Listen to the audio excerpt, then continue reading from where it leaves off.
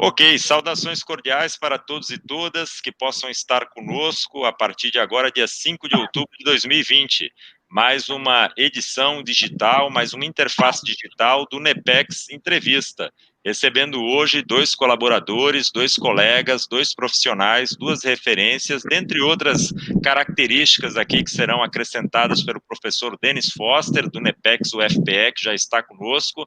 Já retorna a professora Lu Lobato, do NEPEX UFPE, que acredito que teve um problema com a conexão, né? E a gente agradece desde já aqueles e aquelas que possam estar conosco de maneira síncrona, ou seja, ao vivo, ou mesmo posteriormente no YouTube, no Facebook, de maneira assíncrona. Hoje estamos recebendo o professor mestre Tiago Oviedo Froze, da Universidade Federal do Rio Grande do Sul, e o professor mestre Marcelo Alberto de Oliveira, da USP. E o tema norteador do nosso diálogo é Karatê e a Paz de Espírito. Tema norteador por quê? Porque a formação de ambos, né, tem características ampliadas e o tema norteia, mas claro que eles podem e devem fazer os acréscimos que possam achar mais necessários. Bom, eu gostaria desde já de registrar o agradecimento institucional em nome do Departamento de Educação Física da UFPE, Centro de Ciências da Saúde, Pró-Reitoria de Extensão e Cultura da UFPE e, claro, do NEPEX UFPE, que é o nosso grupo de ensino, pesquisa e extensão, que tem aí, a partir de N colaborações, né, norteado uma série de possibilidades. Agradeço em especial aí, em nome do professor Denis, a professora Lu Lobato, que fez a proposição, né, da temática, a proposição dos convidados, e desde já faço este registro até por uma questão ética, né, de valorização aí da articulação interinstitucional. Cumprimento os colegas que estão conosco, acredito que o outro colega está com oscilação de internet, o que é mais do que natural nestes tempos de sobrecarga na rede, mas sempre que estiver chegando já fica aqui a saudação registrada. Fizemos esta saudação interinstitucional inicial, né, mas claro, lá para o final a gente faz as considerações mais humanizadas, mais afetivas, típicas de um momento de convivência que poderia ser presencial, mas em decorrência da pandemia estamos aqui também fazendo adesão, né, como outros colegas, outras colegas, à interface digital. Passo para o professor Denis. O professor Denis passa para a professora Lu Lobato para fazer, né, para que façam as honras aqui do NEPEX, o FPE, e na sequência, professor Tiago, depois o Marcelo, que já está aqui retornando conosco, né, possam, né, fazer as suas saudações iniciais. Professor Denis, por gentileza. Bom, saudações, boa noite a todos e a todas. Mais uma vez aí, só ratificando a fala do professor Henrique, queria agradecer pela vinda aí dos amigos do Karatê. Hoje eu acredito que a gente vai ter uma noite muito legal, uma abordagem aí ampla acerca do Karatê. Eu, particularmente, fico muito feliz, porque eu sou do judô, então somos co-irmãos aí no contexto japonês, e é sempre bom estar dialogando aí com os pares. Agradecer a Lu por todo o carinho aí dentro do NEPEX e por ter realmente intermediado aí a vinda dos colegas. Então, sintam-se à vontade, como eu falei, sintam-se em casa. A ideia aqui é de um espaço bem democrático, agregador, e que tenhamos uma excelente noite de bons diálogos aqui com o NEPEX, tá? Passo a bola agora para a professora Lu Lobato. Então, boa noite a todos, boa noite a todas, né? As que estão chegando aqui também. E só agradecer a Tchê, a Denis, né, pela oportunidade, e a Tiago e Marcelo por tão gentilmente se disponibilizarem, terem aceito o convite para estarem aqui hoje conversando com a gente sobre esse tema tão prazeroso, que é falar sobre o Karatê. E como o Denis aqui bem falou, ou seja, também, né, que certamente vai ter uma fatiazinha aí também do judô, né, porque nós somos co-irmãos, e Tchê, que também já foi karateca, né? Então, estamos todos em casa. Então, gente, sintam-se todos abraçados e muito bem-vindos. Então, Marcelo, né, já vai iniciar hoje a nossa conversa, né, em seguida temos Tiago, então sintam-se, como já foi colocado aqui, à vontade para iniciar, para falar o que sentirem que devem falar. Então, Marcelo, com a palavra.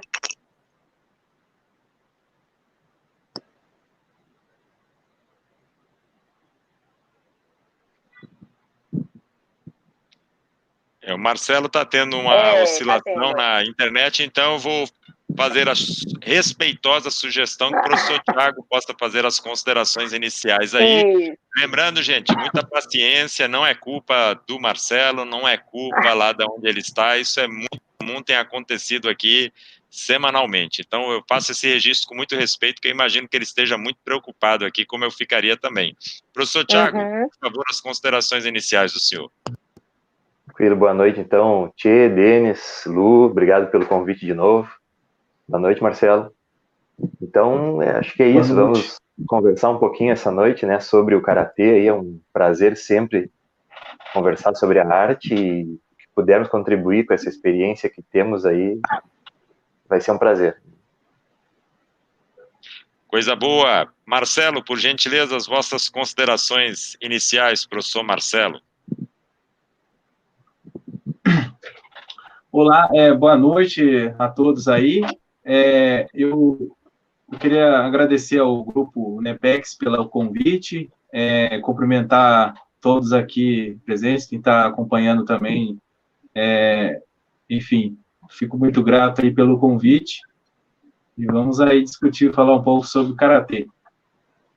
Coisa boa, professor Marcelo. Muito obrigado aí pela gentileza. Bom, professora Lu, faça as honras da casa aí, coloque as primeiras, né, impressões aí para nortear aí as contribuições do professor Tiago, na sequência do professor Marcelo. Lembrando que se o professor Tiago e o professor Marcelo no decorrer tenham qualquer vontade de fazer algum adendo, fiquem à vontade, a prioridade da live sempre é da colaboração externa, não fiquem limitados às nossas perguntas, por favor, fiquem muito tranquilos aí para qualquer divulgação, se lembrar de alguma questão posteriormente, algum nome, alguma instituição, né, não tem nenhum protocolo nesse sentido, né, somos todos colegas aqui de trabalho.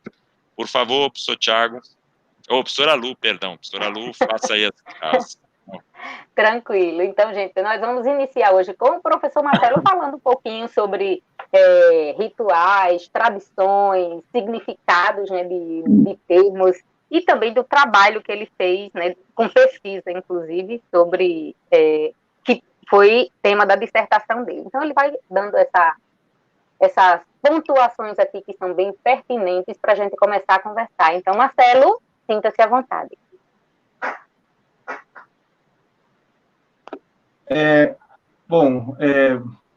Boa noite, então, mais uma vez. Eu vou falar, então, sobre o Karatê e a paz, indo ao encontro da temática. Primeiramente, eu vou falar um pouco da minha experiência aqui com o Karatê, até porque, enfim, fez parte da minha vida desde os anos 2000, faz parte, né? Eu comecei a competir em 2003, aí ao longo, até 2012, mais ou menos, eu fiquei nesse período tive uma experiência como atleta. Eu acabei tendo também uma experiência como treinador. Como eu sou de Curitiba, eu trabalhei junto à Universidade Federal do Paraná, por um breve período, assim, cerca de 2 anos, como técnico da equipe. E foi numa dessas ocasiões aí que eu conheci o Thiago Froze, que conheci em Porto Alegre, num campeonato em 2015, se não me engano. Enfim. E durante a minha graduação, eu tive experiência, assim, com o Karatê, principalmente com pesquisa. Passei por diversos grupos de pesquisas e sempre trabalhando com a temática do Karatê, seja com talento esportivo, seja com questões históricas, sociológicas que envolvem esse objeto de pesquisa. Eu também trabalhei tentava aplicar também muitas coisas do que eu aprendia na pesquisa com os meus atletas lá, durante a graduação. E de lá para cá, em 2017, eu comecei o mestrado e assim ampliou-se, então, abriu-se um leque de outras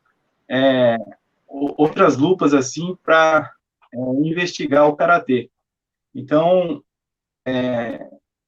grande parte do meu mestrado eu trabalhei com análise fenomenológica, que tem uma pegada mais filosófica, e de modo a investigar questões, principalmente questões relacionadas à percepção de praticantes de karatê. O que eles sentem, como eles se sentem no ambiente de karatê, no dojo, como que é essa experiência de incorporar uma técnica e repassar ela muitas vezes também. E, enfim, é atravessada por diversas questões, assim, a minha dissertação com o karatê e entrevistando karatecas, seja karatecas que gostam até de competir, e também teve entrevistados que também ficavam numa posição antagônica a esse tipo de se conceber o karatê. Então, vou falar um pouco sobre o que eu estudei, principalmente porque vai ao encontro à temática aqui.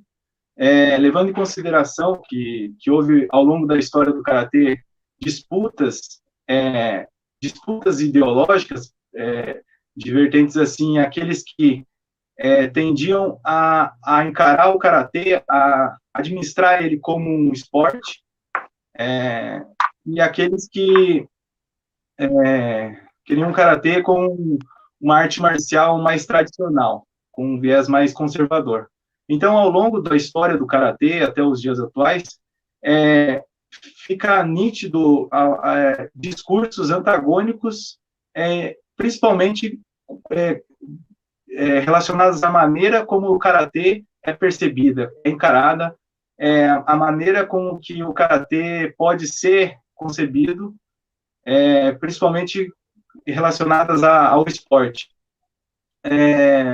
O karatê ele pode ser praticado também de outras maneiras, tipo, como defesa pessoal, qualidade de vida. Então, tem praticantes e praticantes, mas o que eu acabei percebendo com a minha pesquisa, que existia um choque, uma tensão ali, que ao investigar isso, estava muito atrelada à história do karatê. Uma história que, principalmente, que teve perturbações ao longo do século XX, quando o karatê ele passa por uma série de transformações de ordem terminológica.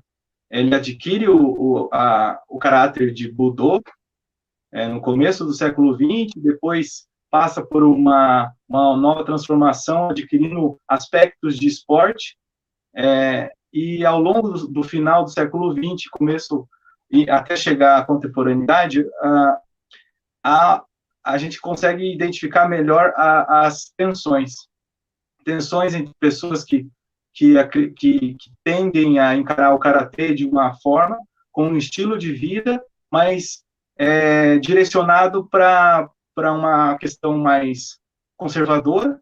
Aí tem outras pessoas com uma perspectiva mais progressista, assim, mais aberta por exemplo, a encará-lo como um esporte. Daí surgem algumas questões nesse meio termo. O que seria o karateca para essas pessoas, né?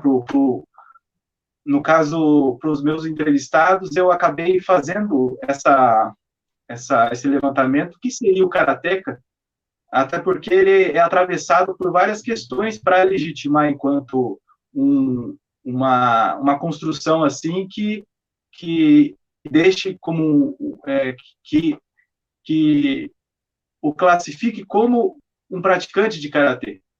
Então, o ser karateka, a figura do atleta, às vezes em choque com essa ser karateka, também eu acabei percebendo isso. Por exemplo, se a questão do atleta ofuscaria a imagem de um karateka.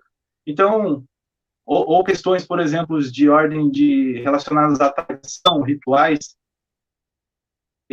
se realmente os karatecas de hoje estão realmente preservando essas tradições e rituais. Se, por exemplo, esse karatê que a gente pratica hoje é o mesmo daquele baseado no Gishin Funakoshi, por exemplo, porque assim como o karatê ele passou por transformações, a gente passa por transformações, enfim, e muitas vezes a gente é inclinado para algumas, vamos dizer assim, alguns pensamentos, muitas vezes norteado pelo um instrutor, o sensei, por exemplo. Enfim, eu acabei também investigando o que aparece bastante no discurso dos entrevistados, né, da minha pesquisa, em relação ao mestre-discípulo, essa relação que às vezes é mais presente, às vezes é distante. Ela é presente porque essa relação a figura do sensei, ela está no dojo, e é distante porque a hierarquia o separa de ele ser faixa preta e eu ser um faixa menos graduado, por exemplo. Então, essas questões eu acabei também, apareceu assim na minha dissertação. Então, essa necessidade de se compreender os rituais, as tradições, os significados, através da percepção de mestres e alunos, é o que me fez, o que me motivou a investigar mais ainda o karatê. Daí a pergunta que eu acabei fazendo para tentar, de alguma forma, fechar a minha pesquisa foi como são compreendidos os rituais, as tradições, pelos praticantes. Então, acabei entrevistando vários e, assim, ressaltando algumas coisas que se encontraram e outras que se distanciaram. O método proposto que eu fiz permitiu aos entrevistados expressar a sua experiência, descrever o que eles sentem e até mesmo como eles vivem o karatê. Enfim, os objetivos específicos que eu acabei utilizando que eu acabei delimitando assim na minha pesquisa, falava sobre descrever os rituais, identificando intencionalidades neles, o diálogo entre os praticantes, apontar o que seriam as tradições e os rituais que ali o cercam. Enfim, foi mais nesse sentido a minha pesquisa. Bom, o depoimento dos entrevistados trouxeram algumas contribuições, assim, para também estar ajudando aqui na nossa discussão. Por exemplo, a questão do dogi, que é a vestimenta do karateka, representada por alguns entrevistados como uma espécie de armadura, uma espécie de uniforme que traz e carrega uma identidade para quem é visto. Então, o dojo também, o dojo, que seria uma espécie de palco, assim, um templo, também uma escola, uma espécie de estrutura que ali é moldado um produto, né, que é moldado e acaba fazendo um produto que seria o karateka, que seria os praticantes, já com o passar do tempo ficando maduros, né. Então, o que eu percebi também, a questão que mais apareceu é que existem momentos no treinamento de karatê que ressaltam muitos elementos para se pensar o que seria o karatê. Por exemplo, o momento antes do treinamento, ele é envolto de vários elementos que fariam com que o praticante se preparasse para o treinamento. O que eu quero dizer com isso?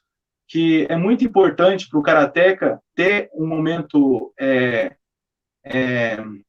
de colocar, de vestir o kimono, de amarrar a faixa. Esse é um momento que é uma espécie de preparação para o treinamento e que também é um ritual. é um momento de se preparar para algo que vai vir, que muitas vezes é algo que traz medo, porque ele vai confrontar também com colegas, com mais fortes que ele, mais habilidosos que ele, enfim, e isso é um momento muito importante de ressaltar pelos praticantes. Preparar o dogui, colocar na mala, amarrar a faixa, cumprimentar o sensei, cumprimentar os pares, a linguagem corporal, ela também ela faz parte da identidade do karateca. Na medida em que a cortesia de você dar preferência ao mais graduado, que é aquela relação do Kohai e Buhai, é um dos elementos que também é importante para causar uma espécie de identidade, como vou falando. Recitar, por exemplo, o Dojokun no começo das aulas de karatê, faz também parte desse processo inicial, e também é uma espécie de preparação, bem como o Mokuso, que acabam fazendo, enfim, tem uma série de elementos. Com relação à questão da duração, porque tem 3 momentos, tem o antes, o durante e o depois. Com relação à duração do meio, durante o treinamento, os entrevistados, eles relataram a questão da repetição como algo primordial para se alcançar uma espécie de autoconhecimento. É por meio da repetição que eu acabei concluindo que a pessoa ela vai rompendo com medos, ela vai superando uma habilidade que antes era rústica e ela vai se tornando mais, vamos dizer assim, mais eficiente perante algum objetivo final, que seria um golpe, enfim. E nesse processo de repetição,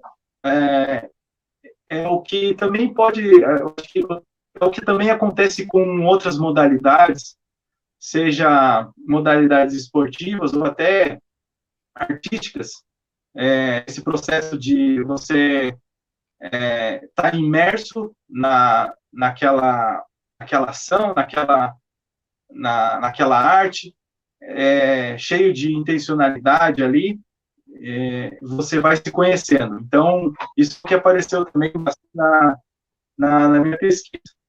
A busca, o desenvolvimento do espírito de luta também apareceu como um dos elementos assim, interessantes para estar se falando. Enfim, a paz de espírito, enfim, eu vou falar mais à frente.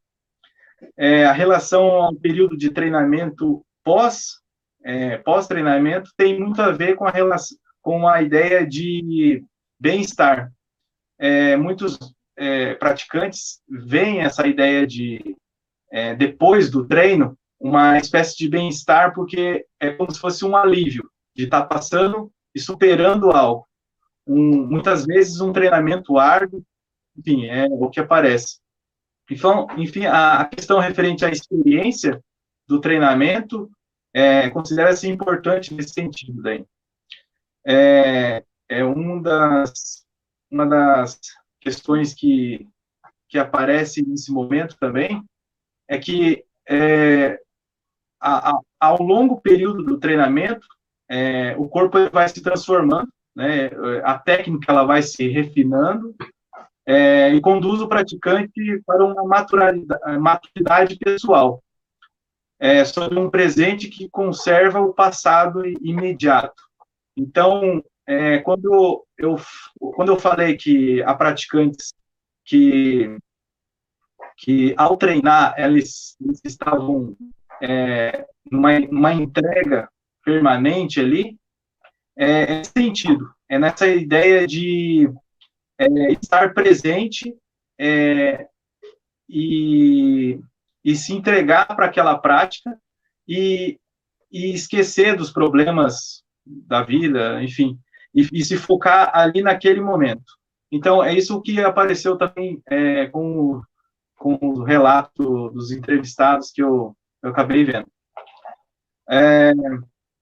Os limites do dojo, então, também acabou sendo apresentado que o dojo ele não se limita a, a ser um lugar limitado assim, no sentido de que só ali acontece o karatê. O karatê ele acontece e pode acontecer em outros lugares. Há praticantes que treinam em parques, por exemplo, ou em clubes. E enfim, essa ideia de dojo, ela também ela é rompida principalmente com o comportamento do karateca. Ele se comporta muitas vezes de uma maneira cortês, mas também fora do dojo. Isso é o que também eu achei interessante relatar. Bom, enfim, eu acho que é basicamente isso que eu havia falado, havia pesquisado. Enfim, agora eu acho que eu vou passar a vez, eu acho que alguma questão, se vocês quiserem fazer, eu posso estar respondendo. E é isso. A gente pode combinar o seguinte, professor Marcelo, a gente traz o professor Tiago para fazer as considerações dele, ao tempo que a professora Lu, o professor Denis preparam uma ou outra questão, né, eu também, e estou muito satisfeito aí com a intervenção inicial do senhor, viu? Pode ficar tranquilo com os adendos feitos aí, que a gente muito agradece. Vou pedir licença ao professor Marcelo para trazer ao centro da roda aqui o professor Tiago agora e pedir que faça as considerações iniciais. Claro, ele fez a saudação inicial, mas agora eu falo as considerações com relação, né, meio ao que ele vem desenvolvendo, ao que ele vem trabalhando, né, e mais uma vez agradeço a gentileza, né, a generosidade aí do professor Marcelo. Professor Tiago, por gentileza, boa noite de novo, fique à então, vontade. pessoal, só para me introduzir, tem uma história relativamente parecida com a do Marcelo, né, comecei a prática do karatê na adolescência, e depois fui sempre treinando ininterruptamente aí nos últimos 25 anos, mais ou menos. Nesse período, fui instrutor, comecei a ensinar aos 17 anos já, né? Então tem aí um tempinho fazendo esse tipo de coisa. E tive várias outras experiências, também dentro da universidade com a pesquisa, o ensino e a extensão, e também fui, né, durante um mandato, presidente da Confederação Brasileira de Karatê Shotokan, então com essa experiência de dirigente desportivo, enfim, tive experiência como atleta, cheguei a disputar o campeonato mundial da JKS lá no Japão em 2013, que foi topo, assim, dessa minha trajetória, por enquanto, pelo menos, né. E, enfim, todas essas coisas me fizeram sempre refletir muito, e acho que foi uma coisa muito boa para mim como pessoa poder ter esses muitos pontos de vista disponíveis graças a essas experiências como aluno, como atleta, como dirigente, como professor, como pesquisador. Elas sempre abriram muito a minha visão para diferentes óticas, né? Então, dito isso, assim, quero também, como o Marcelo fez, saudar muito todos que estão aí presentes. Já identifiquei pelo chat alguns alunos e amigos aí. Então, agradeço a presença de vocês também nessa noite conosco. E queria dizer que, diferente de outros momentos em que eu falo mais como um entusiasta só do karatê, essa noite eu queria falar mais do ponto de vista acadêmico, né? Então, teve uma série de coisas que o professor Marcelo levantou que eu queria aproveitar para fazer a minha dissertação para vocês aqui. E começando já com um tópico que ele nos comentou sobre essa identidade, essa representação, na verdade, né, que os grupos têm.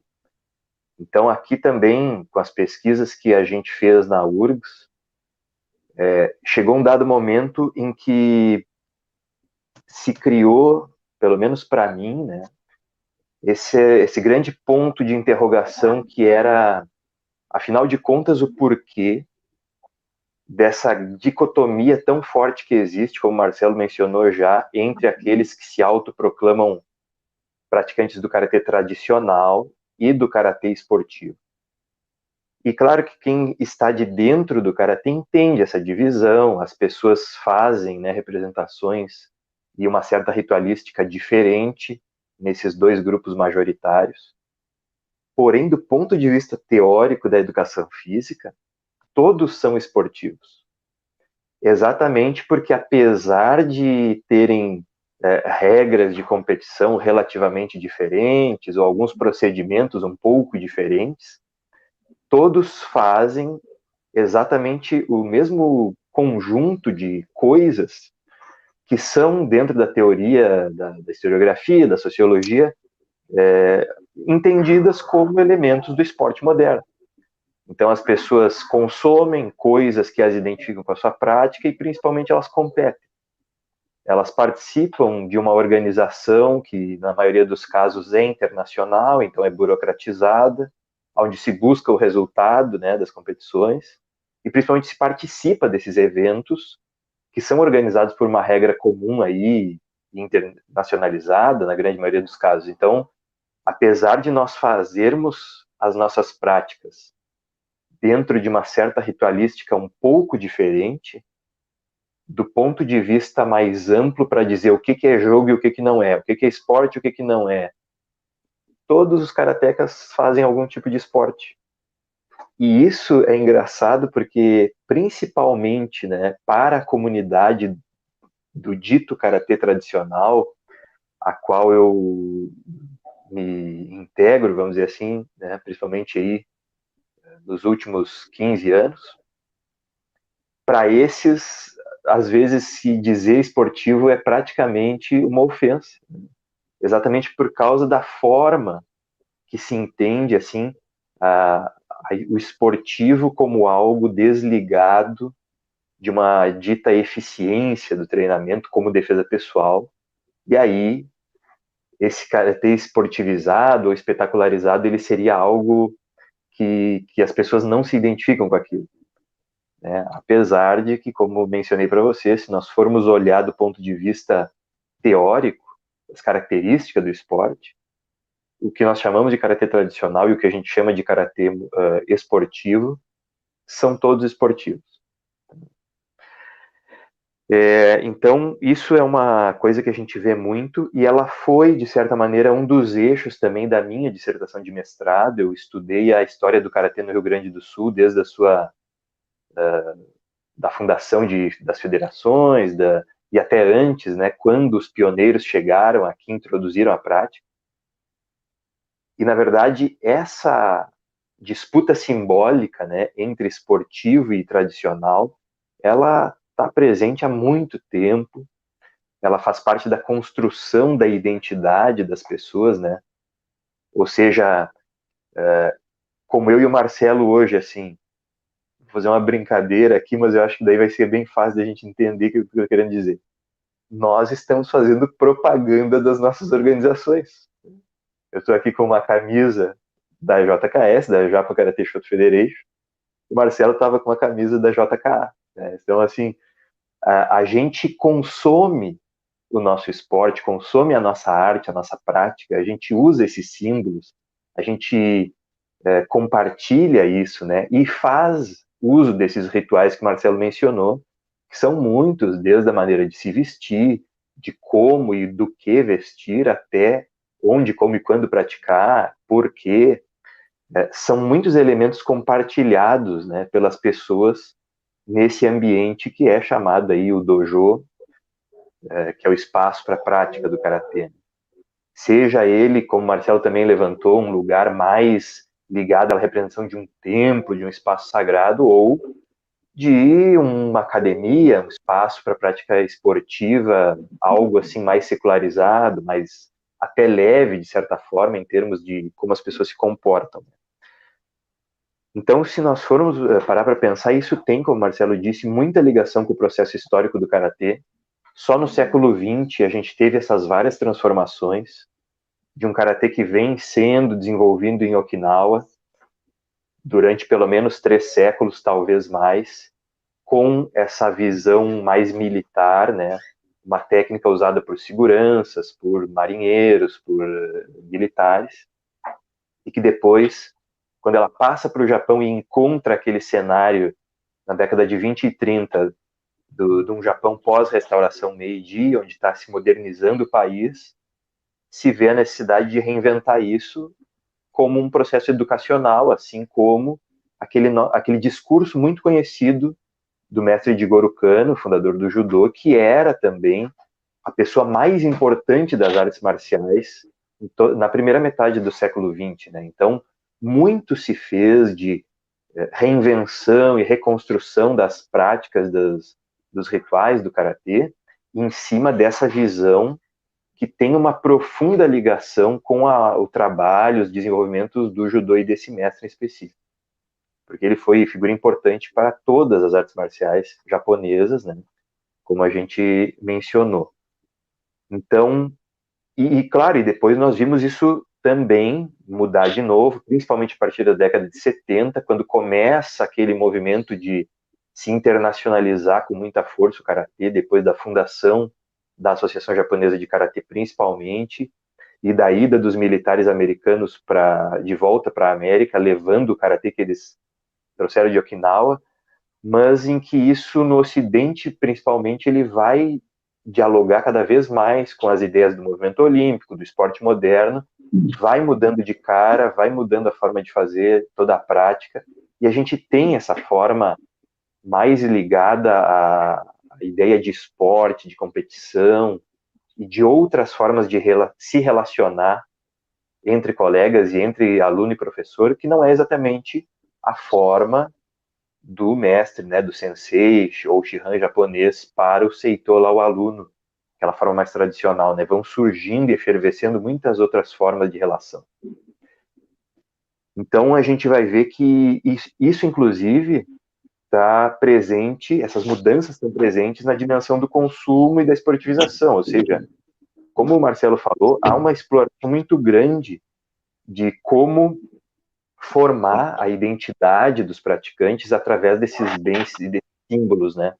Então as pessoas passarem a se identificar cada vez mais com as suas organizações, com aquele escudo que tem no peito do dogi, assim como a gente sabe que existe esse tipo de construção de identidade através dos outros esportes, especialmente do futebol, que aqui para nós é muito forte, né? Por exemplo, recentemente a gente tem aí na televisão circulando um comercial, e também nas mídias sociais, e na internet, como está aos pouquinhos, né, tomando até a frente em muitos momentos dessa comunicação, propaganda de patrocinador de campeonato de futebol dizendo isso, né, tudo muda, como está mudando a nossa realidade agora, com pandemia, com tudo, mas a paixão continua porque o que a gente reconhece é o escudo no peito, né? Ou seja, essa identificação simbólica, o símbolo do meu estilo de karatê, o símbolo da minha escola, o símbolo do meu dojo, são coisas que sempre foram, né? Ou pelo menos aí nas décadas mais recentes, onde esse tipo de representação é muito forte, são coisas muito exploradas. A gente entra nesse mundo do karatê e se depara com isso e vai criando vínculo com a nossa organização, com o nosso dojo, a academia e por aí vai, né? Então, não deixa de ser também mais um elemento de todo esse processo. A gente vive, né, numa representação agora muito diferente do que um samurai lá do século XV, XVI vivia, mesmo que em alguns grupos se use, né, essa imagem de um dito samurai para se falar do karateka. Então, tu tens, às vezes, essa imagem do karatê tradicional vinculada a essa tradição militar, essa tradição marcial japonesa, como algo dado, como se tivesse sido assim, né? A própria história do karatê mostra que esse vínculo, por exemplo, com o samurai, com a classe guerreira do Japão, ele não existiu, pelo menos não diretamente, né? Os samurais, enquanto eles existiram, eles não praticaram o karatê de Okinawa, não tiveram um contato direto com essa área. Depois, sim, a gente pode identificar elementos da arte marcial japonesa no karatê quando o karatê passa para o Japão continental e é reinventada, e a gente tem a introdução de técnicas, inclusive vindas do Kendo, do Judô, para dentro do Karatê. E aí o Karatê recebe, de fato, uma influência japonesa. Então, o Karatê japonês, como a gente já, inclusive, publicou sobre isso, né, ele é diferente do Karatê okinauense. Mas isso tudo faz parte de uma espécie de uma dimensão de disputa simbólica, de disputa de valores simbólicos, aonde essas histórias, né, essa mitologia de cada organização, de cada federação, também está presente. As pessoas aprendem através de uma espécie de discurso oral essas histórias que, na maioria dos casos, elas nem têm sustentação histórica, né? Então é muito importante cada vez mais a gente estar atento a esse elemento também. Já existe na literatura o conhecimento suficiente para a gente não continuar reproduzindo esse tipo de discurso, por exemplo. Entender melhor a nossa prática, entender essas mudanças pelas quais ela passou, e que não tem problema nenhum nós nos identificarmos mais, assim como o Marcelo relatou, que ele inclusive levantou isso. Tem pessoas que preferem fazer o karatê para competição, outras para defesa pessoal, outras como uma atividade física para a saúde, por que não para o próprio autoconhecimento, para encontrar essa paz de espírito, mas o fato é que, se nós entendermos a nossa prática, e a história ajuda muito nisso, a gente é mais livre para fazer a escolha do que a gente quer fazer. Então, não é necessário que determinados discursos continuem sendo reproduzidos. A gente pode dar um passo além, ser muito mais inteiro nesse sentido, né? Eu acho que a história nos ajuda muito nessa questão. E de fato, isso foi uma das coisas que eu percebi na minha dissertação de mestrado também. Entrevistei muitos professores aqui do estado, né, para fazer esse estudo que eu relatei para vocês.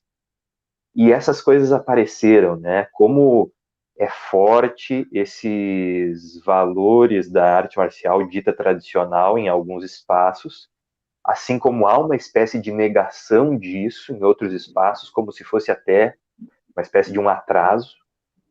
Então, há um campo de discussão muito grande dessas questões, né, desses símbolos, que fazem as pessoas se ligarem a um ou outro grupo.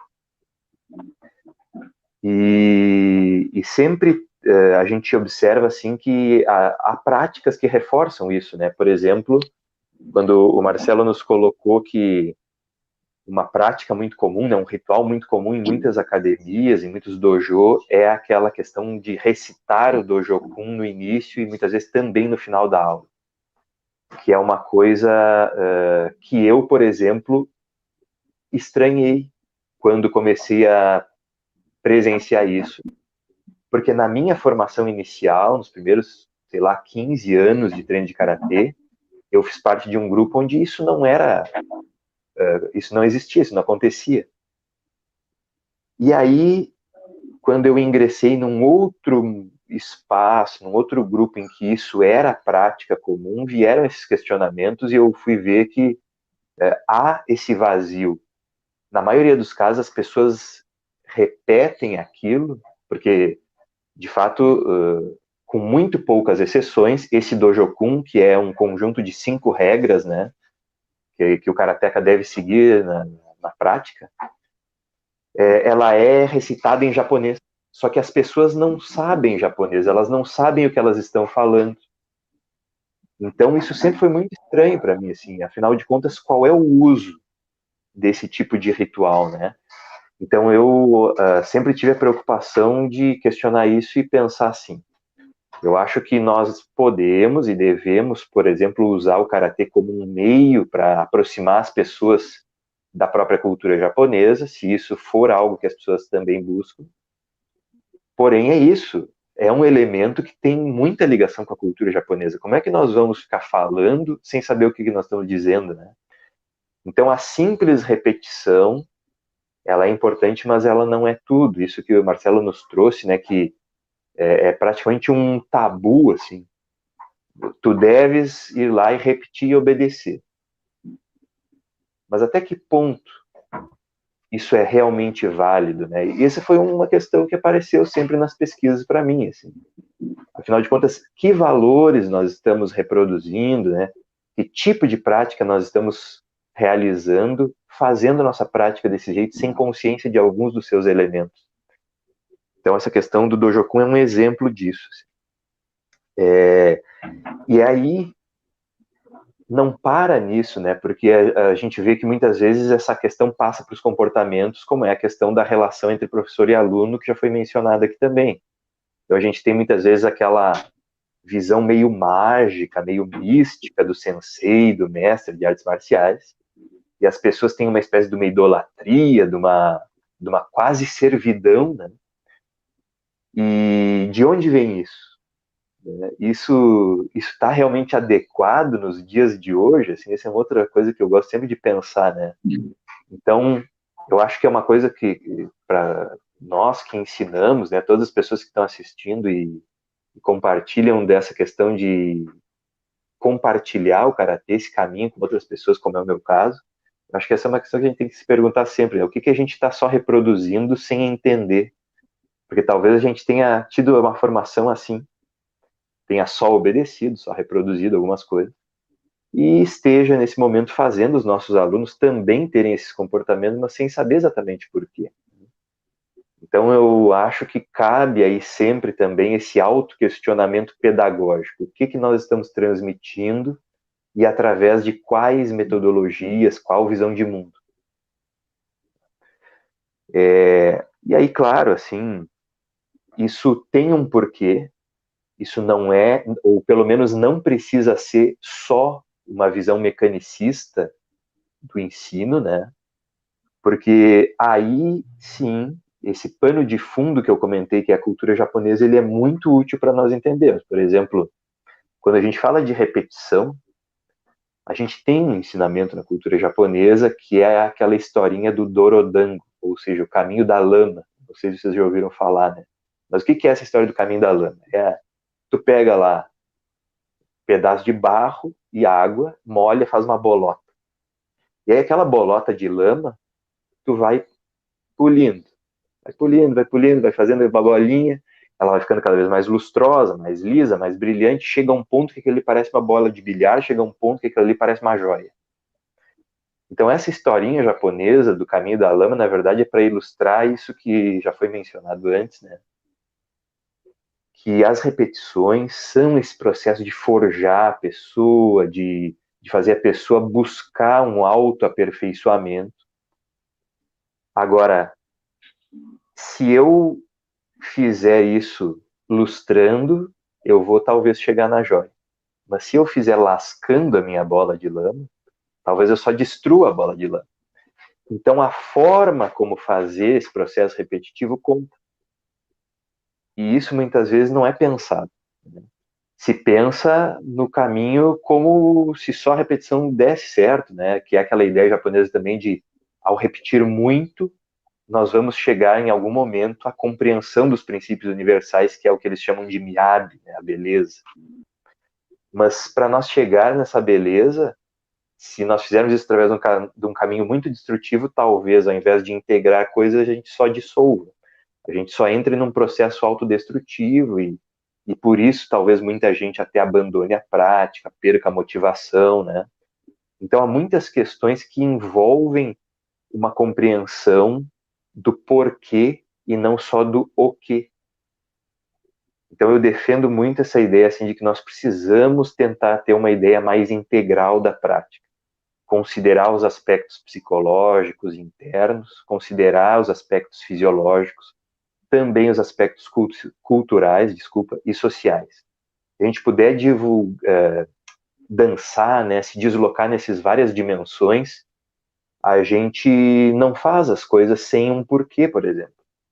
E aí sim, tem muito valor essa metodologia tradicional, e se nós formos parar para pensar, talvez ela nem seja tão diferente assim da metodologia dita esportiva. Porque o pessoal do dito karatê esportivo, eles talvez tenham uma coisa muito clara, que é o objetivo de competição. Assim, eles também repetem exaustivamente seus exercícios, sua forma de fazer, para se aperfeiçoar e buscar uma performance mais elevada. Então, talvez para este karateca, para esse artista marcial, o resultado em competição, a boa performance, seja a sua forma de beleza. E isso é importante, isso é uma visão. E aí nós vamos ter as outras visões que também podem chegar em algum lugar, mas a simples repetição não é suficiente. A gente tem que ter um objetivo mais claro. Então eu vejo assim que tudo isso não tem como dar certo sem o exercício da reflexão, né? Então o karatê ele é excelente, como a gente já falou aqui, para todas as questões mais físicas, condicionamento, para várias questões de saúde também. A gente conhece muitos benefícios, né? Sabe que o karatê tem uma eficiência para a defesa pessoal, senão não seria até hoje treinado pela maioria dos exércitos aí e por muitas forças policiais também. Mas aonde é que está o trabalho interno? E aí a gente chega nessa nossa temática de hoje, né? A paz de espírito. Afinal de contas, o que é a paz de espírito? Como é que a gente alcança isso? E como é possível chegar nisso se a gente não tiver bem claro os nossos porquês? Porque, na verdade, a pessoa que ela participa de uma prática e de uma prática comunitária como é o karatê, né? Porque apesar do karatê ter uma dimensão competitiva que parece ser mais individual, porque ele não é como os esportes coletivos, ele depende intrinsecamente da comunidade. Sem a relação entre os colegas e sem a relação entre professor-aluno e sem a existência do espaço para treinamento, não tem como se desenvolver em karatê. Karatê ele é intrinsecamente ligado à interação. Isso também é um dos problemas atuais, né? Nós, nessa pandemia, a maioria das equipes, dos grupos estão impedidos de se encontrar nos seus dojô, nas suas academias, e prejudica, pelo menos parcialmente, essa interação social que é fundamental.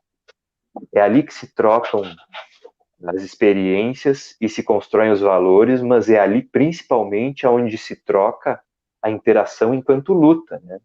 E afinal de contas, seja qual tipo de karatê a gente esteja falando, mais focado em defesa pessoal, mais focado em autodesenvolvimento ou mais focado em competição, todos dependem da luta. Se eu não bater em alguém, esse cara tiver como se defender e me bater de volta e eu ter que me defender também, e uma disputa estiver dada, não é karatê, né? Assim como não é nenhuma outra luta. Mesmo que o karatê tenha recursos de treinamento individual, como os fundamentos, que a gente chama de kihon, ou as rotinas, né, os exercícios formais, que a gente chama de kata, o karatê não é só kihon e kata. Ele depende intrinsecamente do comitê, que é a luta, né? Então, essas dimensões práticas de treinar os fundamentos, treinar os exercícios formais, os kata, e treinar a luta com o seu colega, ele nos mostra assim que tem uma dimensão impossível de excluir, que é a dimensão social e a dimensão das interações diretas corpo a corpo. E estar no dojo revela o nosso estado de espírito, principalmente nos momentos dessas trocas. Aquela pessoa que já tem mais experiência, como menciona o sensei Hirokazu Kanazawa num dos seus livros, né? Ele, ao observar outro praticante, sabe os principais traços de personalidade, inclusive, daquele sujeito, porque aquilo aparece na expressão corporal, aquilo aparece nas técnicas, né? Então aparece no kata. E também aparece, talvez, muito mais na hora do comitê da luta. Se eu não estiver tranquilo, me sentindo seguro, me sentindo tendo clareza mental, eu não vou lutar. Eu vou congelar diante do meu adversário, eu vou fazer escolhas erradas das minhas técnicas, da minha estratégia, e não vou ter uma boa performance. Então, essa paz, que ela pode ser entendida, a meu ver, como nós estarmos em equilíbrio, e aí esse equilíbrio pode ser alcançado, assim como pode ser perdido de muitas maneiras, e eu vou defender aqui com vocês que essa perda de paz de espírito, ela acontece em qualquer uma, por razões de qualquer uma dessas dimensões. Pode ser por causa psicológica, interna, pode ser por causa fisiológica, pode ser por causa cultural e social também. Qualquer um desses aspectos da prática pode nos tirar do nosso centro e levar inclusive, nós falharmos e até desistirmos de praticar, né? Então é muito importante o entendimento disso, ao meu ver, assim, que nós, independente do nosso objetivo, se nós somos focados em competição, ou em defesa pessoal, ou em autodesenvolvimento, ou qualquer outra forma de karatê, a paz de espírito ela é importante em qualquer uma dessas formas de se praticar, porque é aquilo que de certa forma, me garante que eu evolua. E há um equilíbrio dinâmico, né? Ou seja, vai haver inevitavelmente momentos em que eu vou perder essa paz de espírito, mas que se eu souber administrar isso, e muitas vezes a comunidade é fundamental, os colegas apoiando, o sensei conduzindo, vai ser fundamental, né? Para que eu veja aquele obstáculo, aquele momento em que eu perdi essa paz, como algo que vai ser um degrau para eu subir um pouco mais, ao invés de ser uma pedra para eu tropeçar. Então, a dimensão comunitária, ela faz parte também, né? A gente pensa, às vezes, em paz de espírito como aquele cara que medita, como aquele cara que faz uma série de desenvolvimentos internos, mas eu já diria que essa paz está em tudo. Se eu for muito isolado, muito sozinho, e não tiver o meu grupo para treinar, talvez isso já seja razão para eu não ter nenhuma paz, né? Então, é uma questão muito ampla, mas eu acho que o karatê ele nos auxilia, se for uma prática que faz sentido para a gente, se nós gostarmos disso e nos envolvermos com o karatê, né? Eu acho que ele tem muitas ferramentas para ajudar nesses equilíbrios, exatamente porque ele atua nessas várias dimensões, né? E eu queria, só para fechar minha fala, dar um exemplo disso no nível cultural, assim, que eu acho que a gente está muito em contato com isso aí, né? Por exemplo, nós temos uma cultura própria e carregada de valores, de visão de mundo que vem do país que nós vivemos, que também tem influência das culturas mais regionalizadas, né? Há elementos próprios, assim, que eu aqui no Rio Grande do Sul absorvo, como o Marcelo lá no Paraná ou em São Paulo absorveu, como vocês absorvem em Pernambuco, em qualquer outro lugar do país, há elementos locais, né? Que quando são confrontados com outras visões de mundo, por exemplo, a visão de mundo da cultura japonesa, esse choque amplia a nossa consciência, amplia essa nossa visão de mundo. E isso pode, inclusive, ser uma maneira de eu alcançar muito mais paz de espírito. Por quê? Porque pode ser que no meu contexto de origem tenha uma série de valores ou de práticas que não fazem sentido para mim, que me fazem sofrer, entrar literalmente em sofrimento psíquico, porque aquilo ali faz eu me sentir deslocado socialmente. Mas quando eu vejo que existem outras possibilidades, eu percebo que de repente o problema não sou eu, é só que não me faz sentido para mim aquilo. Então, uma prática como a arte marcial japonesa, que nos ajuda a conhecer pelo menos uma parte dessa outra cultura, né, que é a cultura do Japão, ela é uma ferramenta interessante, inclusive nesse tipo de situação, eu vejo, porque cria esse momento criativo entre choques de realidade, entre visões de mundos diferentes, e vão ampliando a nossa forma de ver as coisas. Então, queria deixar isso de manifestação inicial aí, para nós podermos continuar com uma troca. Muito obrigado, professor Tiago, ótimas reflexões, assim como o professor Marcelo, só agradecemos a gentileza, antecipando até uma série de questões que poderíamos colocar, e isso é muito bom, né, que torna até o diálogo bem leve. Bom, vou trazer o professor Denis para a roda. Professor Denis, escolha alguém aí para fazer a pergunta, né, se o Tiago, o Marcelo, os dois aí, fique à vontade, meu amigo. Vosso áudio está desligado, professor Denis. Tranquilo. Eu queria primeiramente parabenizá-los aí pela explanação, belíssima explanação dos dois. Eu registrei aqui uma tempestade de ideias aqui para que a gente possa trocar figurinhas, porque realmente, dentro de um processo pedagógico do judô, eu me vi demais na fala dos dois. Então, eu acho que as aflições são muito semelhantes.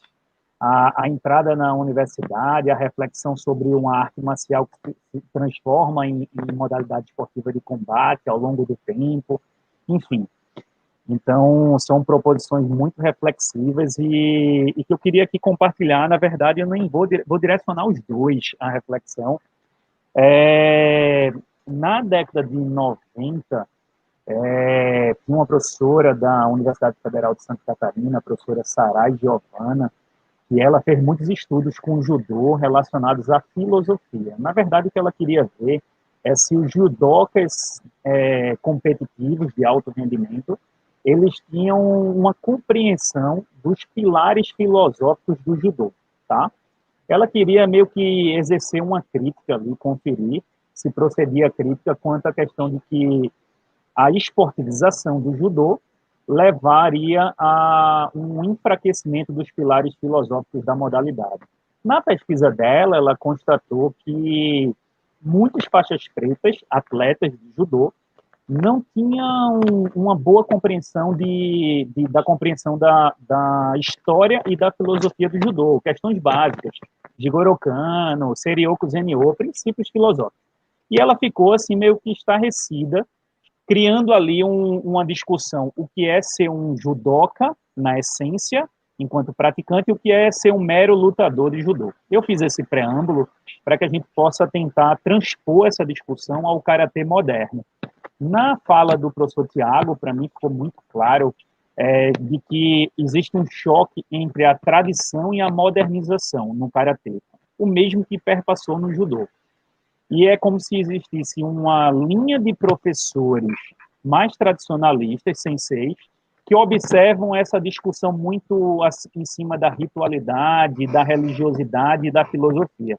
Do outro lado, tem uma influência direta da educação física que faz com que senseis, digamos, mais contemporâneos, eles venham a ter inovações pedagógicas, metodológicas, e isso cria um embate. Me parece que o karatê está passando por algo que o judô também já passou.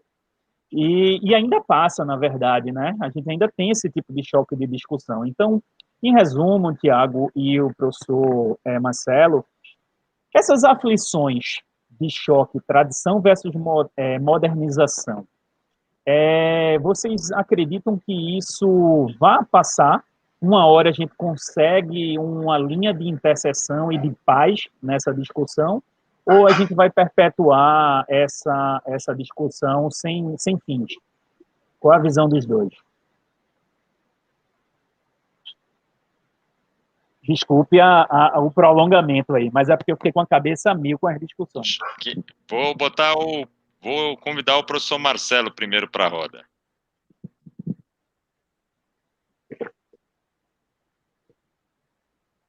Vosso áudio está desligado.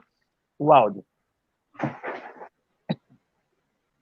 Eu vou aproveitar que a conexão estabilizou, aí, que estava caindo, nossa, estava complicado. Mas, enfim, eu acho que é uma questão muito interessante, até porque vai ao encontro do que eu discuti também na minha dissertação, do que eu vivo na prática, quando eu visito uma academia, quando eu converso com amigos, seja no campo esportivo, seja numa academia, até no sentido assim até com pessoas que nunca praticaram artes marciais. Então, a gente percebe um discurso que ele se divide, é um choque mesmo, uma tensão que acaba acontecendo entre pessoas, como ele colocou, mais tradicionalistas e pessoas que vão mais para esse sentido. Uma observação que eu acho que é gritante aí para a questão de quem vai mais para o lado esportivo, quem está aberto mais para questões pedagógicas, é exatamente o que o professor falou ali. Geralmente são pessoas mais novas, contemporâneas, que de alguma forma ou de outra têm contato com a área de saúde, a área de treinamento, seja com a educação física, propriamente dita, e o que provoca novas questões nesse sujeito para colocar na prática com os alunos, como foi no meu caso, uma experiência pessoal. Eu recebi o conhecimento na sala de aula e já de imediato eu queria aplicá-lo nos meus atletas. Então, aquilo foi me fazendo mudar muitas coisas no meu olhar frente a isso. Agora, se isso vai mudar, se vai ficar mais tenso ou não, eu acho que sempre vai existir essa tensão. Eu acho que porque, enfim, são pessoas e pessoas, né? São algumas pessoas mais conservadoras, outras mais abertas para a implementação de novos métodos, ou inclinadas mais para o alto rendimento. Eu acho que é natural, vai ter questões, por exemplo, que pode haver concordâncias e outras distanciamentos, mas vai depender muito da pessoa em si, o que ela tem de experiência, o que ela se baseia, as experiências dela no sentido de estar aberta para algo novo. Então, até mesmo conversando com amigos que são vamos dizer assim, de federações mais tradicionais, assim, mais conservadoras, até dentro do próprio grupo, há aqueles que são mais abertos a colocar coisas novas, seja implementação de tecnologia ali na competição, na arbitragem, no regulamento, enfim. E há aqueles que são mais com o pé atrás para outras questões, mais geralmente utilizando um discurso que no meu tempo era assim e sempre funcionou desse jeito. Enfim, vai acontecer esses embates, assim como acontece embates com outras questões, sei lá, embates políticos. Eu acho que não vai dar para mudar muito. É isso. Esse é o meu ponto de vista aí. Agora, obrigado, professor. Ótimas contribuições, professor Marcelo. Trazer o professor Tiago agora para a roda, pedindo licença ao senhor, claro. Bem, queria começar quase com uma brincadeira, assim, né? Mas que era uma coisa que eu ouvi muito nos meus primeiros anos de prática, assim, do professor com o qual eu treinei ali. Ele dizia assim: fulano é um ótimo atleta, mas é um ruim karateca. Agora, o que alguém que fala isso está querendo dizer? Né? Porque está querendo dizer uma coisa significativa, que é o seguinte: existe uma questão assim de performance atlética que é muito forte e que, como o Marcelo comentou, assim, ela vem entrando e ela chegou para ficar, que é usar os métodos mais novos, buscar inovação, buscar outros recursos, né? Ainda mais agora, assim, o karatê vai ser modalidade olímpica nos próximos jogos, né? Então, aqueles atletas que estão no topo, não importa se é seleção brasileira, francesa, inglesa, japonesa, todos estão treinando com os melhores recursos disponíveis. Então, apesar de existir em alguns meios esse discurso, né? Ah, não, isso aí não é karatê. Não vamos fazer exercício, não vamos fazer musculação, não vamos fazer preparo físico, porque isso aí estraga a performance do karatê. Quem está falando isso está falando só, né? E vou pedir a desculpa de vocês por comentar isso, mas é como eu vejo. Está falando isso do ponto de vista da conformidade, né? De assim, sempre fiz assim e não quero sair da minha zona de conforto para aprender uma coisa diferente. Mas o fato, e eu vou dizer para vocês assim, por experiência, porque eu conheci de dentro, né, funcionamento da seleção francesa de karatê e da seleção japonesa, que são provavelmente e são 2 das 5 que ganham tudo em qualquer federação, né? E os caras simplesmente trabalham com o máximo de tecnologia e métodos inovadores disponíveis. Eu trouxe, inclusive, um atleta da seleção japonesa para dar uma entrevista lá na URGS, uns anos atrás, com a ajuda da Confederação Brasileira de Karatê, né, já comandada aí pelo atual presidente, depois da minha fase, em que ele falou isso para nós, assim, olha, nós treinamos, sim, musculação todo dia, preparo aeróbico todo dia, se tá muito quebrado, é acupuntura o dia inteiro, então os caras, eles usam de todos os recursos que for possível. Não tem nada que é tirado. Agora, nós, às vezes, falando de um outro patamar ali, né, de um lugar onde a gente não tem esse recurso, acaba muitas vezes recorrendo a uma fala de que isso aí não é karatê. Mas porque a gente não tem acesso ao recurso, porque quem está lá no auge está usando, está fazendo assim, né? Então esse é o meu adendo. Ao mesmo tempo que tem esse aspecto da tecnologia e do esporte moderno, quem diz isso que eu brinquei, né? Fulano é um bom atleta, mas é um ruim karateca, o que está dizendo? Que mesmo que a pessoa tenha esse preparo físico excelente e use todos esses recursos, ele pode não estar fazendo o karatê de acordo com os princípios biomecânicos originais. Porque o karatê tem alguns fundamentos que eles se perderam, de certa forma, nesse processo mais recente da década de 70, principalmente para cá, e principalmente na vinda para o Ocidente, né? Porque havia essa dificuldade de comunicação, de explicar essa coisa mais detalhada, e ao mesmo tempo existiu sim, nós não podemos negar, uma vontade dos instrutores japoneses de não compartilharem os detalhes de um certo nível para adiante, que é uma coisa que vem mudando. Eles vêm passando com mais abertura certos detalhes, vamos dizer assim.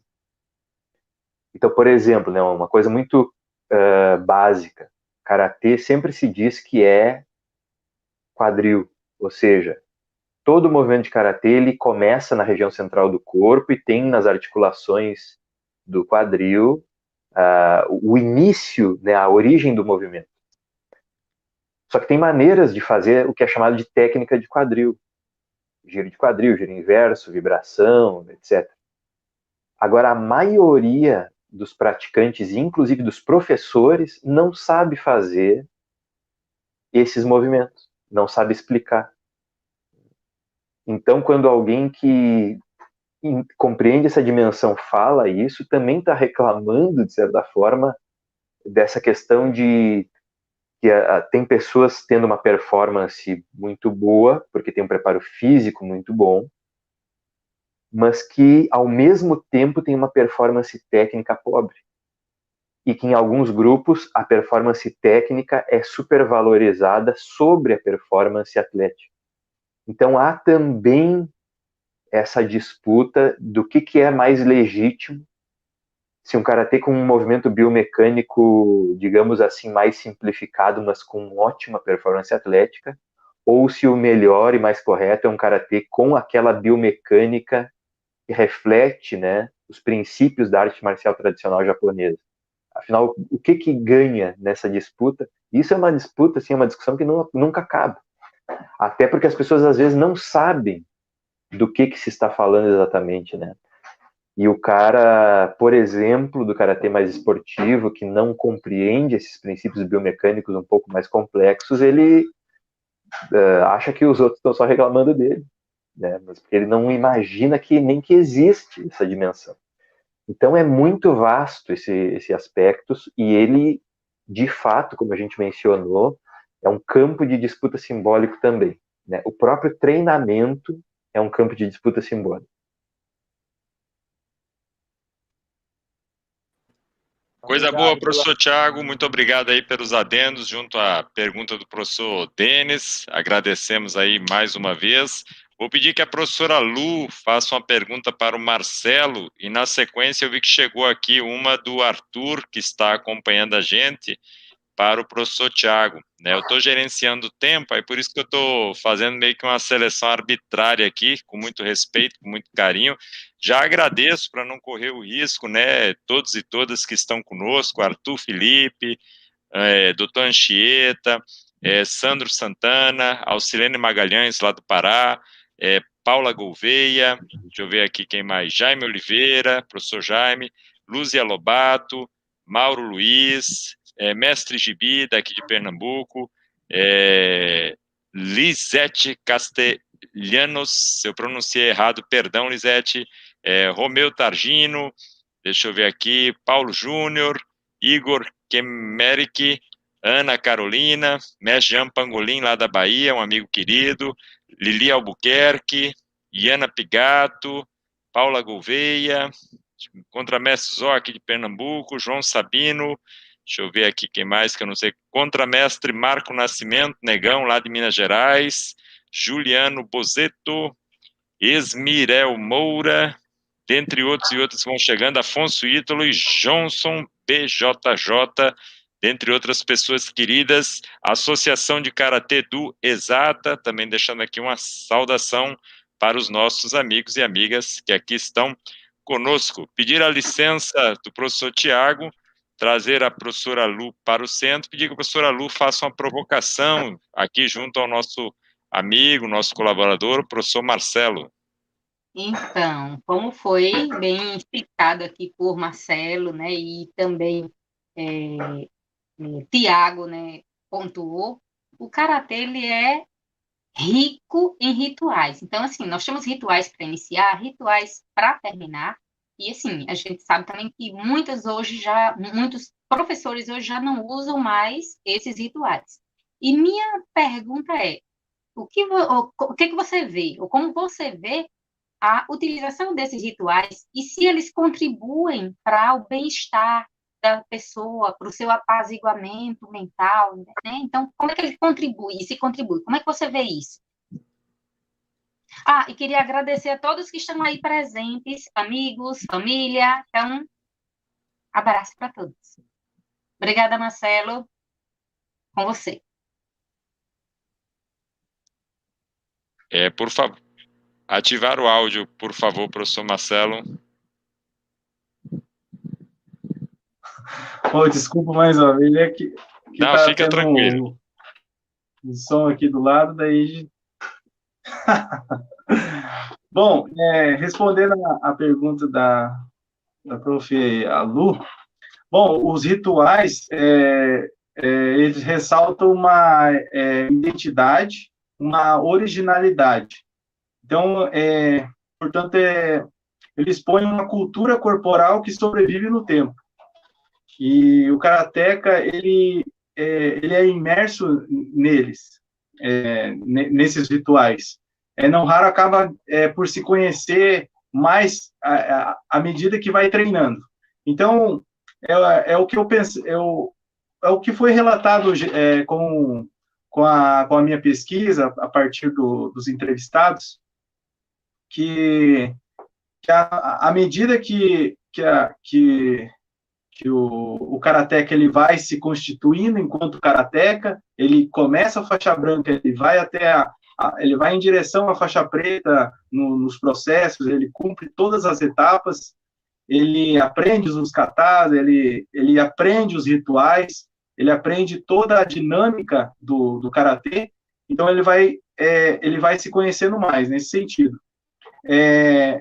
O karateka, de imediato, ele precisa, como apontou o professor Tiago, ele precisa ter sentido naquilo que ele faz. Se não tiver sentido, não tem como ter uma espécie de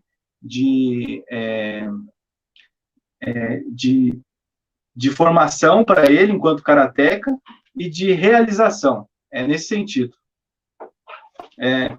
Obrigada, professor. Obrigado, professor Marcelo. Vou ler agora aqui a pergunta do Arthur Felipe, que é para o professor Tiago, que eu vou pedir licença de trazer aqui para a roda. né? Ele coloca assim: professor Tiago, se o dojo e método do professor não for inserido em competições, acho que vale a pena discutir sobre isso também. Há dojos tradicionais que não se inserem em competições. Aí, na sequência, ele até concordou, que eu acho que foi o tempo que o senhor alcançou aí a reflexão, né? Só para não deixar passar batida a pergunta, né, tendo em vista o interesse aqui da audiência, né, ele bota: perfeito, Tiago, às vezes o ponto é mais valorizado que a técnica em si. O senhor tem algo a querer comentar ou penso que comentou? Fique à vontade aí, por favor. Não, vou tentar ser breve, assim, mas acho que cabe o comentário que é o seguinte, né? Em primeiro lugar, a questão de como as competições funcionam faz, às vezes, alguns grupos, alguns dojo, né, algumas comunidades não terem motivação para participar das competições, inclusive se a sua federação, né, a qual é vinculada, promove competições. Mas eu penso o seguinte, que isso é diferente do karatê não voltado para a competição. Porque as pessoas podem não participar dos eventos e fazer o treino exatamente igual daqueles que participam. E isso é muito diferente, por exemplo, do karatê treinado lá no batalhão de paraquedistas, do karatê treinado pelos Agulhas Negras, do karatê treinado aqui na corporação de oficiais, né, aqui nos nossos quartéis aqui de Porto Alegre. Então, é diferente quando a gente pensa assim, o karatê para a defesa pessoal de fato. Mas mesmo assim, em alguns lugares, como por exemplo, a polícia de Okinawa, que faz karatê Shotokan, eles treinam competição.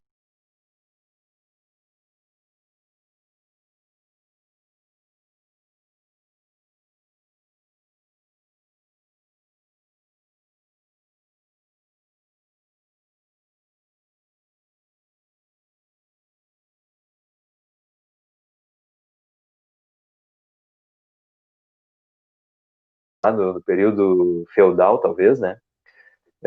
E eles têm também a ideia de que mostrar para a comunidade que eles estão ativos, treinando e competindo, mostra que eles estão prontos para também proteger aquela cidade deles.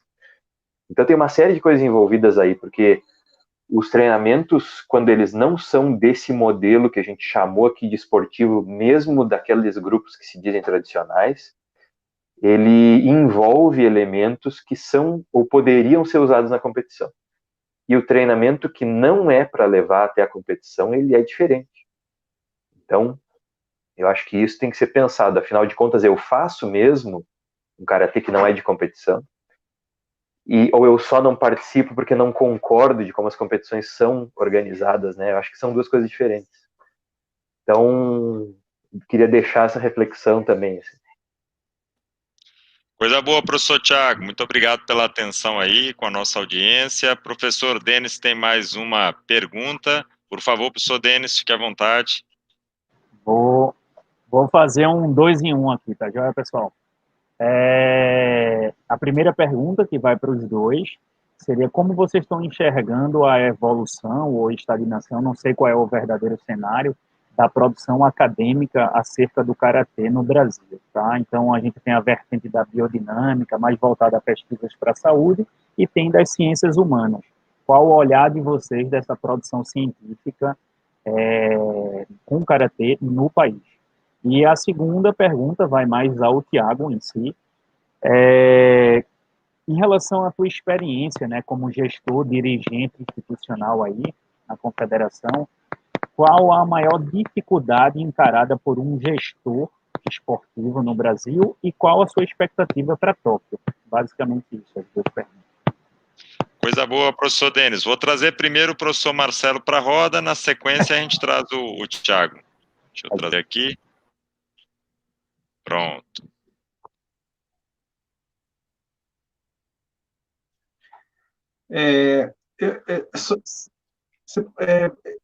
É que eu não entendi direito. Será que era como que era alguma coisa relacionada a como que é os trabalhos acadêmicos relacionados ao karatê? É que cortou um pouco a Tranquilo, Marcelo, não se preocupe. Na verdade, é a tua visão da produção científica acerca do karatê atualmente no Brasil. Essa produção científica, ela vem numa crescente, ela é mais direcionada para uma área do que outra? O que é que está faltando nessa área de produção científica no karatê do Brasil?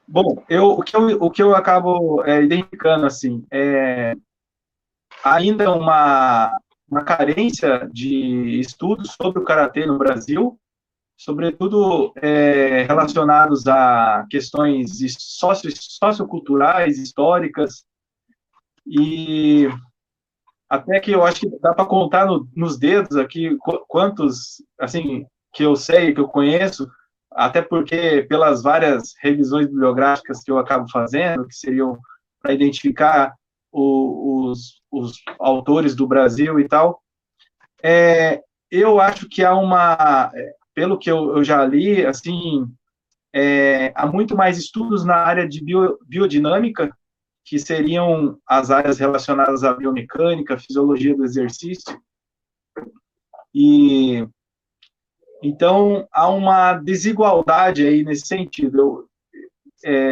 a partir das leituras que eu acabei falando.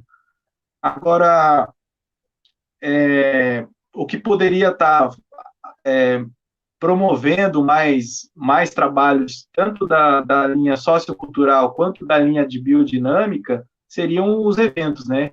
Congressos, mais seminários, encontros. Eu acho que, por exemplo, esse nosso encontro aqui, ele já favorece esse diálogo, ele aumenta mais a questão, isso atrai mais público interessado, e, enfim, provavelmente alguns vão se debruçar depois a ler estudos nossos, ou de amigos que estão nesse meio, seja naquele que prescreve treinamento para o atleta de karatê, ou curiosidades, até o fato de saber como foi a introdução do karatê no Brasil, isso já é um gatilho assim de provocação, assim. No entanto, há poucos estudos assim. E é isso aí a minha resposta. Coisa boa, professor Marcelo. Trazer agora o professor Tiago para a roda, pedindo licença ao senhor. Opa, toda.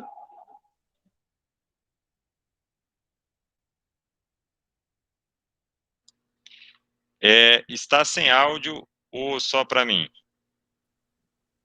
Tava desligado. Não, perdão. Ok, obrigado. Mas retomando, assim, eu tenho uma percepção muito parecida com a do Marcelo sobre a produção.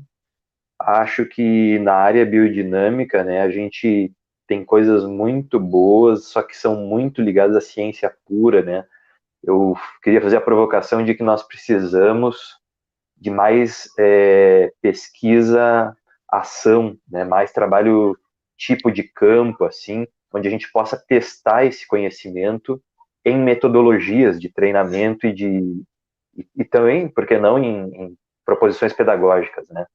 Porque isso seria um avanço, eu acredito, mais significativo. Acho que está sendo feito em alguns lugares, mas não está sendo documentado. E seria muito bom para a comunidade da pesquisa e que, de alguma maneira, isso pudesse chegar nos treinadores, no sensei, esse conhecimento depois aplicado. E quanto à questão das pesquisas socioculturais, a gente sabe que é um campo menos favorecido, mas, ao mesmo tempo, eu tenho a sensação de que vem crescendo e vejo isso com muito bons olhos, né? Vários pesquisadores dedicados a essa parte, fazendo ótimos trabalhos. Quero até fazer essa referência do Marcelo, que agradecer, né? Na verdade, a gente vem colaborando um com o outro aí nos últimos anos e tem sido muito, muito relevante isso aí. E aí, passando para a segunda pergunta, que é a questão mais ligada a essa minha experiência de dirigente, né? Queria dizer para vocês assim que eu acho que as dificuldades elas são semelhantes em todas as organizações, que é realmente a questão de legislação, aporte financeiro no Brasil. A gente tem uma dificuldade muito grande de captação de recursos, né? É muito difícil de obter os patrocínios, era muito difícil de obter os recursos mesmo junto ao Ministério do Esporte quando existia, e agora ficou mais difícil. Apesar de eu não estar mais diretamente envolvido com essa parte administrativa, né? Hoje eu sou diretor de arbitragem da federação aqui do Rio Grande do Sul, então também quero mandar um abraço, um alô aí para os colegas todos da federação estadual nossa aqui. Mas é isso, né? É uma grande dificuldade em termos de recursos financeiros, porque o que se faz normalmente se faz com a verba aportada internamente, né? Taxas dos filiados, taxas das federações estaduais, falando de nível nacional, e isso é muito pouco. Isso praticamente impede a confederação, seja ela qual for, de fazer algo mais abrangente, tirando algumas poucas exceções aí, que eu acho que o pessoal do Karatê Interestilos ainda, por ter uma massa muito grande de filiados e um sistema administrativo eficaz, eles conseguem fazer alguma coisa um pouco mais criativa, mas a maioria das escolas e federações que está trabalhando ali naquela média e seguindo o padrão básico que a legislação permite, tem muitas dificuldades com essa parte, né? E também com a burocracia. A gente às vezes demora muitos meses para fazer coisas simples como registrar em cartório um documento, assim, que é uma coisa que poderia ser quase automatizada, mas é uma coisa do Brasil, né? Que o processo sempre foi assim, está na mão de poucos e é lento. Então isso atrapalha o desenvolvimento do esporte também. E a minha previsão para Tóquio, eu diria assim que eu acho que vai ser um evento de altíssimo nível.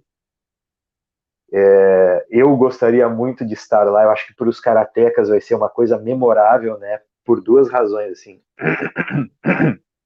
Agora mudou a data, mas a gente tinha o seguinte cenário: no mesmo lugar onde aconteceu o primeiro campeonato mundial de karatê, que é o Nippon Budokan lá em Tóquio, né? Aconteceriam as disputas da primeira Olimpíada em que o karatê está presente. Isso aí é uma coisa que nos já só por si só já nos deixa assim muito conectados a esse evento, né? E bom, é a elite do esporte, então são aqueles melhores atletas de cada país. São poucas vagas, a gente não vai ter uma competição muito longa, né? Mas a princípio temos aí pelo menos um brasileiro já classificado, então eu acho que vai ser um belíssimo evento. Só agora esperar que a coisa se harmonize um pouco para assistirmos aí esse show, né? Obrigado aos dois pela resposta, tá? Valeu. Coisa boa, professor Tiago. Bom, até vi uma menina bonita aí perto do professor Tiago, isso é uma coisa boa, né? Eu sei que essa é a realidade da pandemia, também tenho realidade quase que idêntica aí, não sei a faixa etária, a minha tem 10, sei também das demandas familiares aí de todos. A pequenininha tem sinalizando... 6 aqui, tá sempre em volta. Ah, pronto, então ainda está em ebulição plena aí do colo, do bom colo, né, que isso não é ruim não, isso é bom. Bom, a gente chegou ao nosso tempo previsto, então a gente vai fazer aquela rodada de gentilezas finais, né, considerações gentis por parte do coletivo.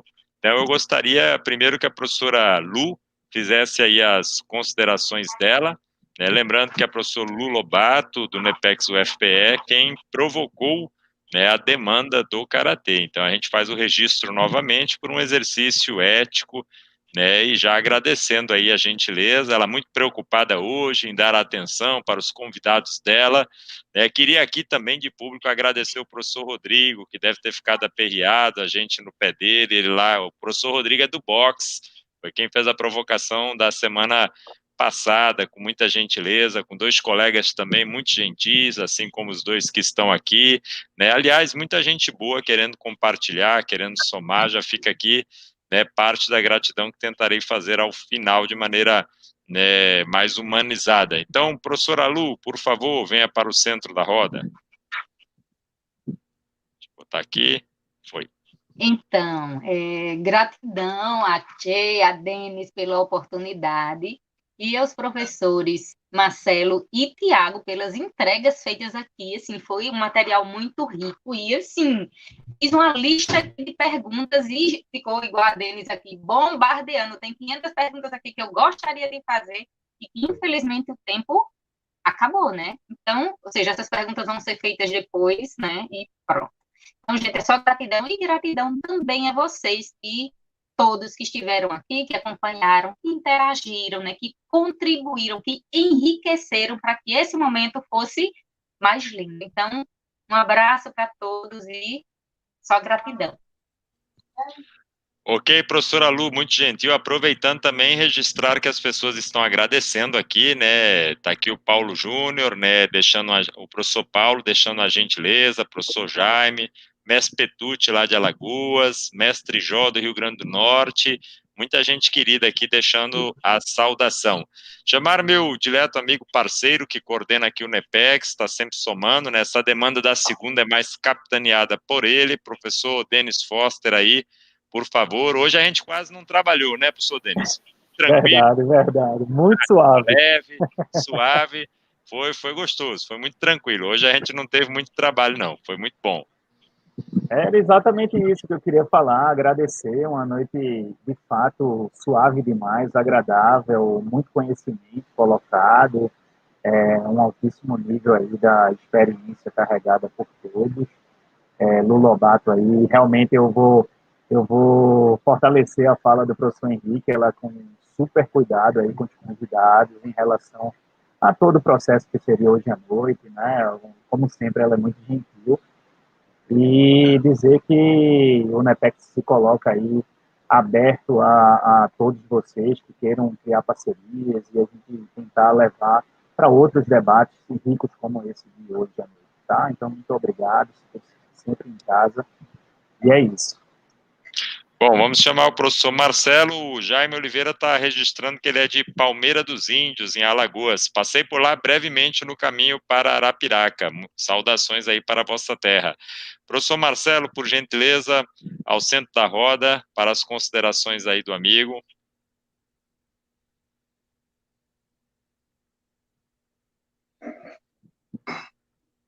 O vosso áudio está desligado, professor Marcelo. Tranquilo, ligou. Pronto, agora sim. Certo. Então, obrigado ao Núcleo de Ensino, Pesquisa e Extensão em Artes Marciais, Modalidades Esportivas de Combate, Lutas e Capoeira, o LUPEX, aí pela oportunidade. É sempre bom compartilhar conhecimento assim. Eu cumprimento os professores, o professor Tchê, né, o Henrique Cole, e o professor Denis Foster, e a professora Lu Lobato, meu querido amigo aí, pesquisador, o Tiago Cosi. Enfim, e agradecer também a presença de quem está nos assistindo, os amigos do Paraná, de São Paulo, do Karatê em geral. Eu acho que deve ter agradado, deve trazido boas reflexões acerca do Karatê. Obrigado. Coisa boa, professor Marcelo, nós que agradecemos. Aliás, o coletivo é bem heterogêneo aqui, tanto nas opções pelas artes, vamos assim colocar, pelas práticas sociais de interesse, né, quanto pelas regiões, né, bem heterogêneo. Agora mesmo estou vendo aqui meu dileto amigo mestre Pombo de Ouro, do Distrito Federal, deixando a saudação, dentre outras pessoas queridas. Mestre, muito respeito pelo senhor, de coração. Convidar agora para o centro da roda, para as considerações, o professor Tiago, por gentileza, fique à vontade. Bom, então também quero agradecer, né, todos que estavam nos ouvindo essa noite, também a vocês que organizaram essa live, Tchê, Denis e especialmente a Lu, né, que foi tão cuidadosa conosco, nossa colega aí de arte também, então foi muito, muito bom estar aqui com vocês, falar mais um pouquinho do Karatê, que é a nossa paixão, né, e que possa ser um primeiro encontro de vários, assim, que nós possamos debater e conversar mais vezes. Coisa boa, professor Tiago, a gente agradece de coração. Bom, deixa eu colocar agora aqui para humanizar mais, pronto, agora todo mundo junto aqui, fica mais tranquilo. Bom, queria, em nome de todo o coletivo NEPEX UFPE, quando eu digo todo coletivo, nós temos amigos e amigas de diferentes artes, opções, né, seja lá qual, né, afinidade conceitual as pessoas possam ter a identificação, e queríamos agradecer de coração a gentileza dos dois colegas, dos dois professores, né, professor Tiago, professor Marcelo. Queríamos de público registrar o respeito pelas vossas instituições, que em outras interfaces têm somado conosco em outras frentes, com outros colegas, com outros momentos, outras demandas, né?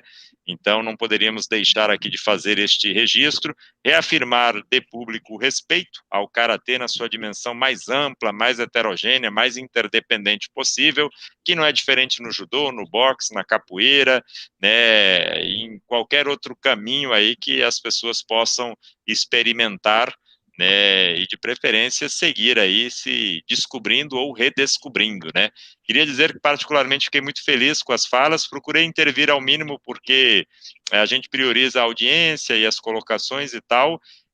Gostei do adendo de outras oportunidades, eu já tive uma conversa não formal com o meu dileto amigo professor Denis, que a gente está provocando os demais membros do coletivo que demandem. Então, se alguém dormir no ponto, vem mais karatê, ou vem mais boxe, ou mais judô, vai da demanda. E se vocês tiverem alguma demanda também que a gente possa colaborar, não sendo o protagonista, mas de maneira coadjuvante, auxiliando, disponibilizando, embora eu sei que o acesso à plataforma é algo tranquilo, aí que está no domínio aí de muitos colegas, a gente também gostaria de deixar claro aqui a disponibilidade, né, tendo em vista que quanto mais colaboração entre redes, melhor, né. Então, as falas hoje teve o objeto karatê, mas as narrativas aí contemplam muitas questões, né, a relação mestre-discípulo, né, que o Marcelo tocou, por exemplo, o Thiago, né, com a provocação também bem interessante, né, de que temos contradições, mas elas se encontram no campo conceitual, muitas vezes com outras adjetivações, mas com procedimentos extremamente similares. Isso é muito parecido, acho que em outras práticas sociais, e isso é bom, porque aí torna, né, dá a contribuição ou direta, ou mesmo indireta, que é a meta, a função social do que a gente está tentando aqui fazer, a exemplo, claro, de outros colegas muito competentes aí, com outros espaços digitais, abertos, fechados, semi-abertos, enfim, e tudo é um caminho aí que a gente pode tomar. Então, nesse sentido, é uma breve apreciação, para não dizer que passei indiferente aí com as colaborações de vocês, né, tendo em vista que não cheguei a fazer nenhum inquirimento, fiquei mais na atitude da escuta, né, muito bem-vinda, por sinal. Queria agradecer novamente a parceria do professor Denis, da professora Lu, colegas, amigos, queridos e queridas, né, de todos e todas que estiveram conosco, e reafirmo, viu, professora Lu, qualquer coisa demande, provoque. Vou dizer o mesmo que a gente falou para o professor Rodrigo, nosso querido amigo, na semana passada, escutando a rede que ele também conseguiu capitanear, que foi uma rede maravilhosa, né? Materialize as parcerias, demande para o grupo, mantenha as amizades, que é tão importante quanto o Lattes é a vida, né? O currículo vida, as redes, as relações, as lembranças, né? Afinal de contas, os colegas relataram uma experiência extensa aí com o Karatê, então eu tenho certeza que você deve ter muita coisa aí para conversar. Então, tendo demanda, independente da minha presença ou do Denis, né? Hoje, a ideia, inclusive, que eu combino com o Denis é o protagonismo é coletivo, né? Ninguém vai se apropriar desse momento, né? A gente só colabora, a gente ficou como coadjuvante aí para poder, né, valorizar, né, a autonomia, que isso é importante, e a gente agradece porque aprendemos muito com esse tipo de gesto aí de outros colegas, outras leituras, tem sido uma experiência bem legal. Bom, é dessa forma que agradeço todos e todas, desejamos de coração saúde e paz, bom início de semana, prosperidade, mais oportunidades aí, só energia positiva, desejando uma ótima noite, um bom descanso, né, pedir que todos aguardem aqui para a gente encerrar a transmissão, pedindo licença para você que está ou que esteve, né, conosco, enfim, e aqueles e aquelas que possam estar posteriormente, que procurem aí os colegas nas instituições, quando esta pandemia passar, que possam usufruir presencialmente, que eu tenho certeza que a gentileza será ampliada aí com o contato humanizado com as pessoas, né? Não sobre elas, com elas, tá bom? Grande abraço, vou encerrar aqui a transmissão